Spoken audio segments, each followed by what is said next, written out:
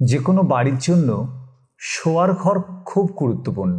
সারা দিনের পরিশ্রম শেষে এই ঘরই তো মানুষকে আরাম দেয়, স্বস্তি দেয় এবং নিশ্চিন্তে ঘুমের দেশে যাওয়া যায়। তবে এই শোয়ার ঘরের কিছু সঠিক বাস্তু নিয়ম আছে যেটা সকলকে মেনে চলা উচিত তার নিজের আর পরিবারের জন্য। তো আজ আমরা এই ভিডিওটির মাধ্যমে বাস্তুমতে শোয়ার ঘরের বিস্তারিত বিষয় আপনাদের সামনে তুলে ধরব। সুস্বাস্থ্য আর সমৃদ্ধ সম্পর্ক ধরে রাখতে আপনার শয়নকক্ষ অর্থাৎ শোয়ার ঘরটি দক্ষিণ পশ্চিম দিকে হওয়াটাই শ্রেয়। উত্তর পূর্ব দিকে হলে স্বাস্থ্যের সমস্যা সৃষ্টি করে, আবার দক্ষিণ পূর্ব দিকে শয়নকক্ষ দম্পতিদের মধ্যে কলহের কারণ তৈরি হয়। সেই ঘরের বিছানাটি দক্ষিণ পশ্চিম কোণে স্থাপন করবেন, যার মাথা পশ্চিম দিকে থাকবে। বাড়ির প্রধান শয়নকক্ষ সর্বদা দক্ষিণ অংশে অবস্থিত হওয়াটাই উচিত। পারিবারিক সদস্যদের শয়নকক্ষে আহার করা উচিত নয়। আবার শয়নকক্ষে অর্থাৎ শোবার ঘরে মন্দির থাকা আর ঠাকুরের মূর্তি থাকা একেবারেই উচিত না। ডিম্বাকৃতি বা বৃত্তাকার আকারের বিছানা এড়িয়ে চলুন। শোয়ার খাট থাকবে দেয়াল থেকে অন্তত 3 ইঞ্চি দূরে। দক্ষিণ দিকে মাথা করে শোবেন। আপনার পা থাকবে উত্তর দিকে। একেবারেই মাথা যেন উত্তর দিকে না থাকে। আপনার ছেলে যদি বিবাহিত হয় তাহলে শোয়ার ঘরের অবস্থান বাড়ির দক্ষিণ পূর্বে। আগ্নেয় কোণ বলি বিবাহিত জীবনযাপনের পক্ষে তা সুখকর। আর ছেলে যদি অবিবাহিত বা ছাত্র হয় তাহলে তাকে পূর্বে বা উত্তরের ঘরে শোয়ার ব্যবস্থা করতে হবে। ছাত্রছাত্রীদের মাথা পূব দিকে রেখে ঘুমানোই ভালো। কন্যার শোয়ার ঘরটি উত্তর পশ্চিম দিকে হোক। এটি চন্দ্রের স্থান, সঙ্গীত আর কলার পক্ষে শুভ। বাড়ির কিশোরদের শোয়ার ঘর হবে পশ্চিম দিকে।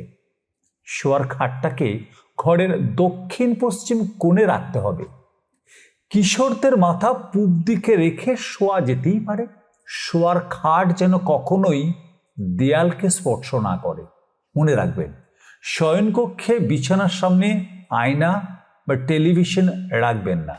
বিছানায় থাকাকালীন প্রতিফলন দেখা উচিত নয়, এতে কলহ আর মারামারি সৃষ্টি হয়। বেডরুমের দেওয়াল মাটির টোনে আঁকা উচিত। দেয়ালে একেবারেই কালো রং ব্যবহার করবেন না।